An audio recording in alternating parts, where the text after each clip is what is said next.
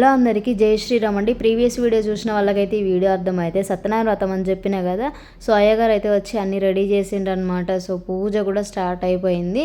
Start అయ్యే ముందనమాట పక్కకున్న రూమ్లోకి వచ్చి అయితే చిన్నగా వీడియో షూట్ అయితే చేసినాము. సో ఇక ఫైనల్గా పూజ అయితే స్టార్ట్ అయిందనమాట. సో వీడియోలో కనిపిస్తున్నారు కదా మా పిన్ని బాబాయ్ అనమాట. కొండగట్టు వేములవాడ ధర్మపురి వెళ్ళొచ్చిండ్రు కదా. అందులో కార్తీక మాసం కదా, సత్యనారాయణ వ్రతం చేసుకుంటే చాలా మంచిదని అయితే చేసుకుంటున్నారు. సో సత్యనారాయణ వ్రతం చేసుకోవడమే కాదు, కళ్ళారా చూసినా కథ విన్నా కూడా ఎంతో పుణ్యం వస్తుంది. అంత అద్భుతమైన వ్రతం అన్నమాట ఇది. అందరూ చేసుకుంటారు. సో ఇక్కడ పిన్ని వాళ్ళైతే ఇప్పుడు చేసుకుంటున్నారు.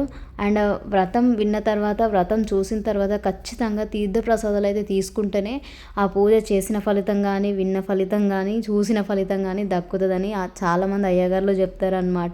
సో ఇక్కడ అయ్యగారు అయితే వ్రతకథ చదువుతున్నారు.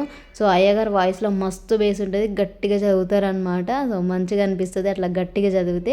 సో ఇక్కడ నేనైతే చిన్న వీడియోస్ అయితే షూట్ చేసుకున్నాను. సౌభాగ్య లక్ష్మీ రావమ్మ నిండుగా కరముల బంగారు